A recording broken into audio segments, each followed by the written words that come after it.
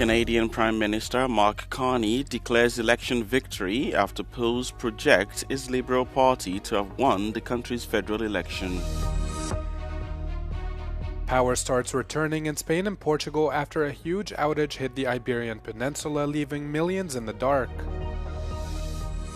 The Prime Minister's Liberal Party has won Canada's federal election, setting the stage for Mark Carney to form a government. Canadian public broadcaster CBC reports that Carney's Liberal Party is projected to secure 161 out of the 343 parliamentary seats.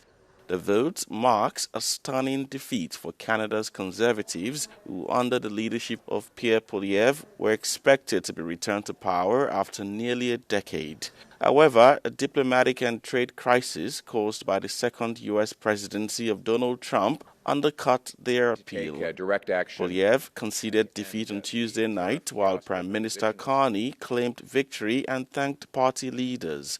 Carney told supporters Canada was now over the shock of American betrayal and vowed his government would work for all.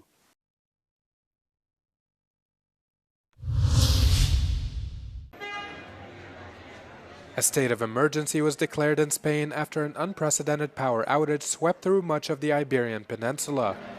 The peninsula, spanning across Spain and Portugal, is home to more than 50 million people.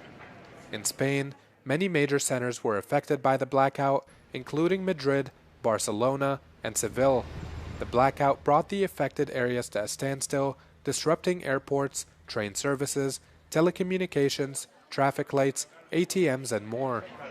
Spanish Prime Minister Pedro Sanchez said that 50% of the country's national power supply had been restored, noting that investigations to identify the cause are still ongoing. En este momento, según los datos del operador Red Eléctrica, se ha restablecido ya casi el 50% del suministro eléctrico nacional.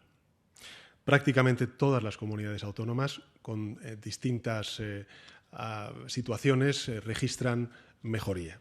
Todavía no tenemos información concluyente sobre los motivos de este corte. Several officials have ruled out foul play as a potential cause, including European Council President Antonio Costa.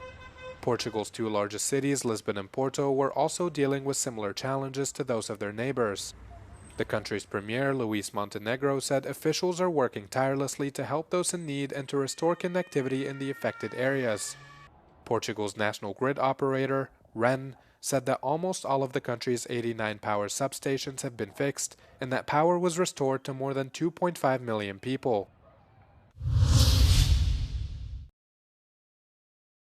European Council President Antonio Costa is on a 3-day visit to Bulgaria, where he toured the Arsenal factory, a Bulgarian firearms and ammunition manufacturer.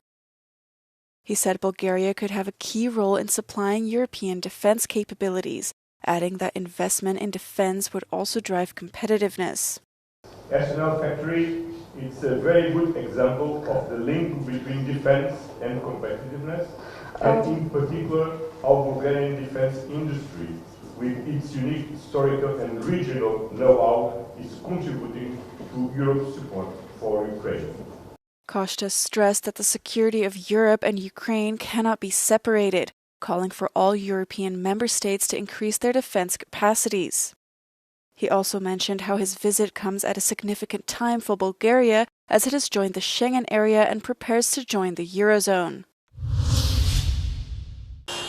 An alleged U.S. airstrike on a prison housing African migrants in Yemen has left at least 68 people dead, the Houthi rebels said on Monday. According to the Houthi-run Interior Ministry, some 115 migrants had been detained at the site.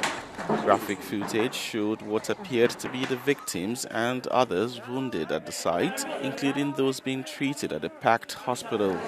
There was no immediate comment from the U.S. military, but the American military acknowledged on Sunday it had carried out over 800 individual strikes since its month-long campaign. The Trump administration says it is targeting the Houthis because of the group's attacks on shipping in the Red Sea, a crucial global trade route, and on Israel. Monday's strike recalled a similar strike on the same compound in 2022 by a Saudi-led coalition, which at the time caused a collapse that killed 66 detainees.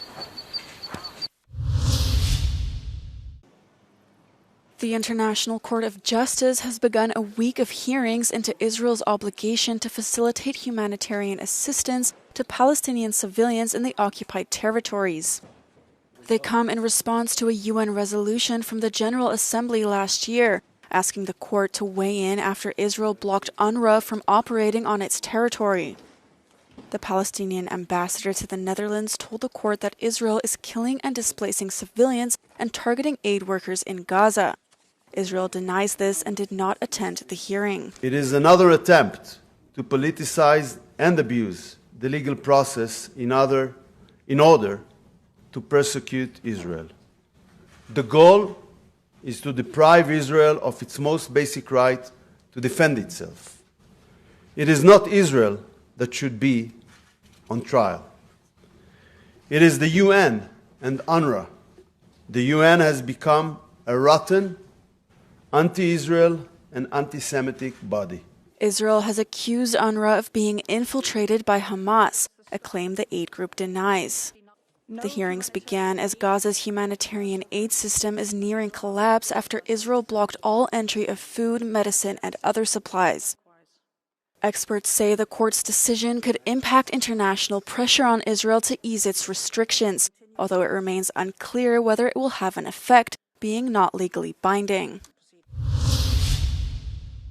Catholic Cardinals have set the 7th of May as the start date for the conclave to elect Pope Francis' successor, delaying the secret vote by 2 days. Monday's informal meeting to set the date follows the death of Pope Francis, whose funeral was held on Saturday. According to the Vatican, the date was agreed to give time for the cardinals to get to know each other and find a consensus on a candidate before they are sequestered in the Sistine Chapel. The closed-door meeting will start inside the chapel and will involve some 135 cardinals from across the world. Although there is no set time frame for choosing the next pope, the two conclaves that took place in 2005 and 2013 only lasted 2 days. Many cardinals have cited the desire to continue Pope Francis' pastoral focus on people who are marginalized and against war.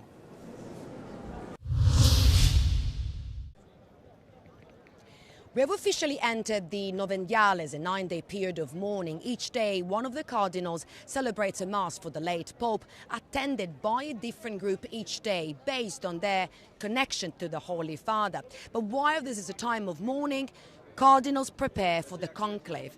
But what exactly does that involve, and what should we expect in the coming days?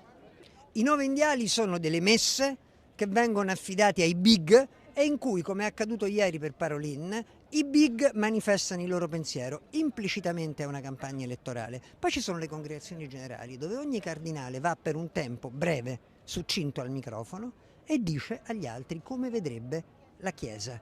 C'è chi lo fa in chiave di grande elettore, spingendo verso la candidatura di qualcuno, e c'è chi lo fa invece come autocandidatura.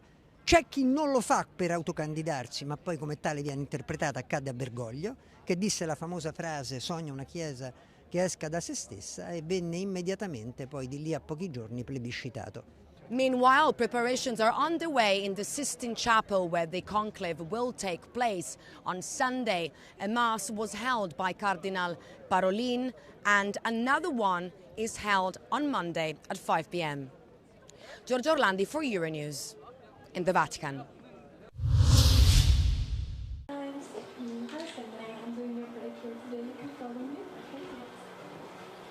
More than 100 billion euros a year. That's the cost of work-related depression in the European Union, according to a study published on Monday by the European Trade Union Institute. The think tank identifies 5 psychological risks at the root of this mental illness: stress at work, long working hours, job insecurity, imbalance between effort and reward, and moral harassment. These risks can have tragic consequences according to available data dating back to 2015.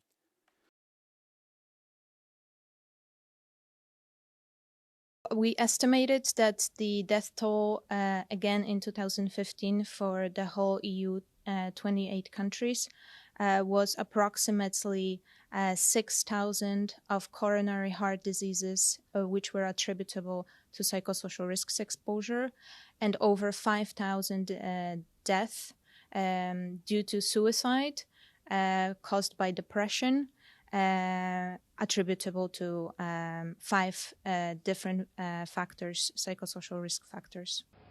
In the same year, more than 400,000 lives were lost due to cardiovascular disease and depression caused by these work-related psychosocial risks, according to the report. Deaths that could be avoided, the study's authors say.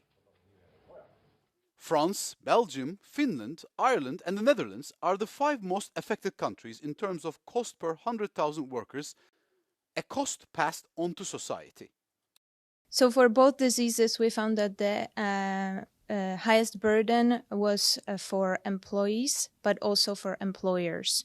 And in particular, with the costs of depression, we see that we can estimate that over 80% of the total cost of depression attributable to psychosocial risks at work in 2015 in Europe, it was paid by employers due to lack of productivity and decrease in productivity caused by sickness, absence, and presentism. Sometimes employees are indeed present at work but ill or exhausted and therefore underperforming, which ultimately costs the company. The European Trade Union Institute therefore calls on the European Commission to present a text to prevent these psychosocial risks, a text which should also guide employers.